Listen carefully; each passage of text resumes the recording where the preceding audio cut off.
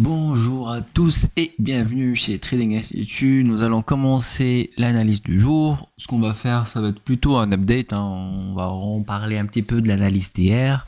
Elle n'a ni confirmé la tendance, ni invalidé la tendance. On reste entre les deux. On a fait un marché de range, c'est une semaine CPI, on va attendre le CPI. Alors aujourd'hui on aura le PPI, donc quelque chose qui pourra potentiellement... c'est comme si c'était des indicateurs avancés par rapport au CPI. Dans la plupart du temps, alors voilà, on va essayer de faire simple. Donc si le PPI est plus haut entre parenthèses que prévu, on peut se dire que peut-être on aura une inflation qui va aussi augmenter ou en tout cas stagner à la hausse et ne pas baisser. Donc je pense que ça peut ramener une volate plutôt intéressante sur les marchés aujourd'hui.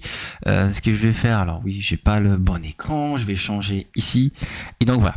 Donc pour aujourd'hui, on aura le PPI. Donc pour moi, ça va être le plus important. Après prix à la protection aussi, mais le PPI c'est beaucoup plus important concernant le CPI. Et on aura bien évidemment à 16h le discours du président de la Fed, Jérôme Powell. Donc ça sera dans notre session de trading. Donc faites attention. Maintenant, c'est normal qu'on a eu un marché, donc comme on l'a dit hier, un peu en stand-by. Pour faire simple, on a fait ça.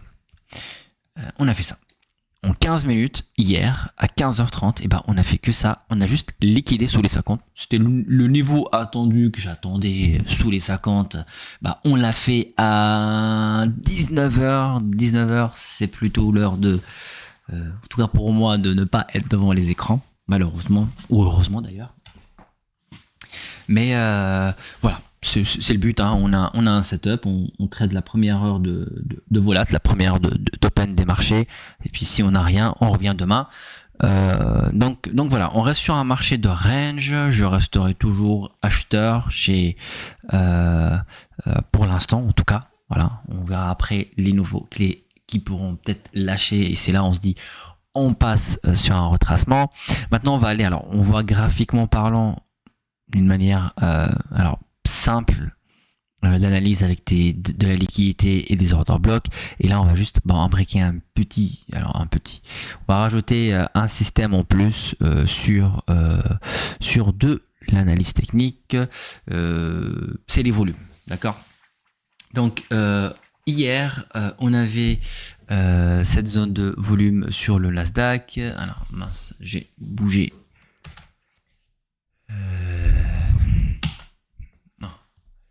De toute façon, c'était celui d'hier. Donc, notre volume acheteur sur le Nasdaq a été sur les 220, 220, 230. Les 250, c'était là. C'était ça notre achat, une réintégration de la VH de la veille. Alors ça, c'est last week. On va revenir maintenant voir sur la veille. Ouais, on a été plus bas. Pour l'instant, on va rester sur du last week. Une réintégration de la VH du last week.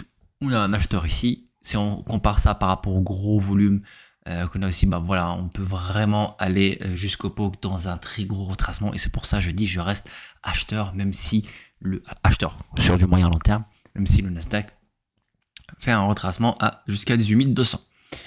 18 198, 18 200. Maintenant sur notre session de scalping, c'est là où on est plus zoomé, c'était le 250. Une réaction sur le 250, une liquidation de ce support. On rentre dans cet order block, et c'était le but d'acheter sous les 50 et aller chercher cette liquidité là. On l'a touché, on a fait la même chose. La montée, elle n'était pas non plus, en plus c'était 19h, c'était encore 2 heures et les marchés ont fermé, on n'est pas monté en ligne droite. Mais en tout cas, le mouvement est bon. Par contre, on n'a pas été chercher la liquidité ici. Donc, ce qui s'est passé hier, on va regarder maintenant qu'est-ce qu'on a rajouté comme volume sur le marché. Ici, on garde notre acheteur qui a fait, entre parenthèses, un breakout sur la VH de la semaine dernière, et de ce vendeur le plus haut que j'ai mis en jaune. Pourquoi? Parce que c'est un potentiel vendeur qui peut potentiellement devenir acheteur pour casser ce vendeur et aller chercher plus haut puisqu'on est haussier.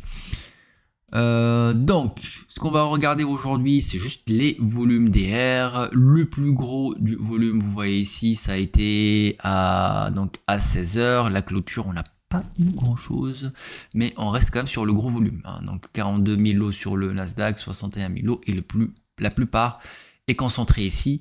Donc on a cette zone de 200, de dizaine de points, 7 points, 280, allez, dizaines de points, 289 à 299 pour arrondir un peu, même si ça fait un peu plus haut, c'est dizaines de points. Tout va se jouer ici sur l'open.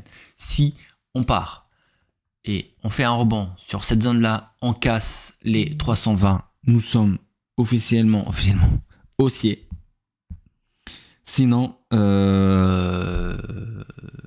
si on réintègre ça et on commence à shorter, je pense que les 250, on connaît tous la suite, c'est que les 250 ne tiendront peut-être pas sur le marché aujourd'hui et je passerai short.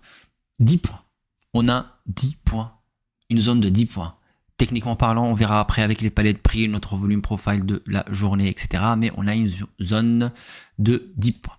Je pense que on peut aller regarder quand même pour voir s'il y a un naked POC, mais non, puisqu'on avait une journée de range, donc notre POC est ici d'hier, donc de cette session de la ligne bleue jaune à cette ligne-là. Là, c'est aujourd'hui, et qu'est-ce qu'on a fait aujourd'hui? On l'a touché, donc c'est plus un naked POC, puisqu'on l'a touché.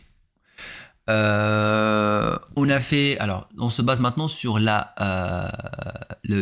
pour scalper, on se base sur le volume profile qui est en cours de construction pendant notre session et aussi les datas d'hier, donc le volume profile de la veille. Donc là on est sur le volume profile de la veille, on a notre VH qui est pas loin de cette zone de volume avec le POC. Si on sort, on est haussier, et si on revient vers les 270, on peut casser. Alors je serai peut-être pas, même si je suis acheteur, je serai peut-être pas acheteur sur les 250, et je me dis, puisque mon scénario en moyen long terme qu'on est haussier, alors court moyen terme pour pas dire long terme on est toujours haussier, mais là si on revient sur les 250, on a on a laissé beaucoup de place, beaucoup de zones de rebond, il y a de quoi faire plus bas, on a vraiment de la place pour retracer sur les indices. Donc voilà, pour résumer un peu l'analyse d'aujourd'hui et faire simple, on a cette zone. Alors on essaiera de le mettre, là je mets en jaune, puisque là, alors, en jaune c'est quand on mélange la couleur rouge et verte, ça nous donne un jaune, j'espère que je me trompe pas. Et donc voilà, quand ça reste à confirmer que c'est un acheteur, donc voilà, ce rebond là il casse ce dernier vendeur, et c'est là où je le mettrai en vert, mais pour l'instant il restera en jaune parce que c'est en cours, on le travaille, il peut casser aujourd'hui ou pas. Donc voilà le pourquoi il est jaune. Maintenant la zone où on doit faire attention, je vais essayer de trouver une couleur, on va mettre en orange, une couleur quand même qui attire un peu le vert, non, puisque c'est un peu bleu, on va éviter. Grise, non, c'est en un fond, ouais, on va essayer de mettre en orange, ouais, voilà. J'ai choisi lequel, bon, c'est pas grave. Hop, non, quand même un peu plus, voilà. Pour le Nasdaq, tout va se jouer ici entre les 89 pour les traders du Nasdaq, les 89 et les 99. On prend large. On attend l'open. N'hésitez pas à noter ces prix, n'hésitez pas à regarder cette analyse avant de trader. Si on a un breakout de la VH avant open, un retour, même si on a un palier de prix baissier, si vous tradez et vous scalpez purement, vous pouvez suivre votre palier de prix baissier et se retirer un peu des marchés en touchant cette zone là. Et si on casse, vous continuez votre palier de prix baissier. Si vous, ce que je ferai moi peut-être plus, chercher un palier de prix, alors je le laissais comme hier, le laisser retracer, chercher un palier de prix haussier et rentrer à l'achat. Par contre, si on casse cette zone là, je chercherai donc des shorts pour aller chercher les 250 et le breakout des 250 pour aller chercher une cinquantaine de points à la baisse, donc les 18200.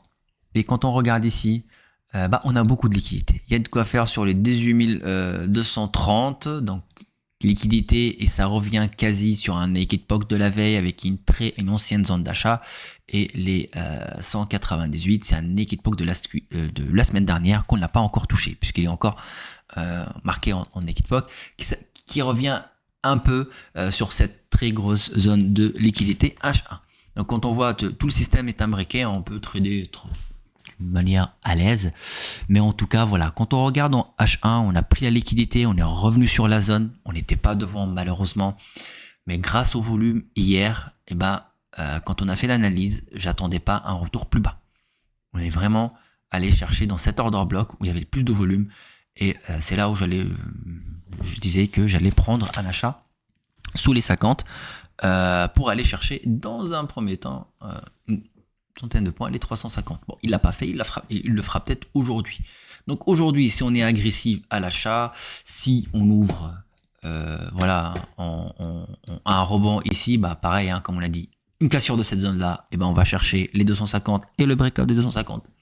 Un breakout et un rebond haussier sur cette zone-là, on va aller chercher les 330, 320, 330 et le breakout de cette zone-là pour aller chercher la liquidité et surtout traverser cette liquidité parce qu'on fait que la renforcer depuis un petit moment. Voilà l'analyse du jour. J'espère que ça vous a plu. Alors c'est un peu... C'est pas un nouveau setup. Alors je vais juste rajouter le volume de l'ordre. Moi j'aime bien le regarder. 9h. On est 10h, on est encore... ok, on est dans la... On est, le prix le plus travaillé ce matin, c'est ici, les 290 qui rentrent bien. Alors, vous voyez, on imbrique tout en même temps. On imbrique tout en même temps et puis on est beaucoup plus confiant après. Donc là, on est sur du...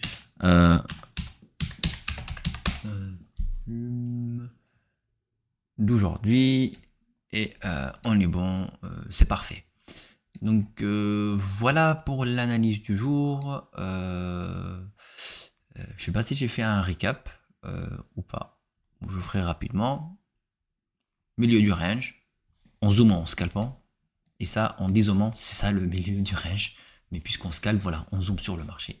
Si on est baissier, on attend le breakout, bien évidemment sous la VWAP, etc. Je pense que la VWAP d'ici là, on verra, mais d'ici l'open, on sera vraiment sur une VWAP dans les 92. Entre 90 et 95. Donc ça va être top parce que tout va s'imbriquer ensemble. Sinon c'est une zone de liquidité, c'est un ancien order block qu'on a déjà touché, c'est une zone de volume très intéressante. Donc tout va être, je pense que la réponse va être claire et nette. Aujourd'hui on aura un marché qui va quand même bouger.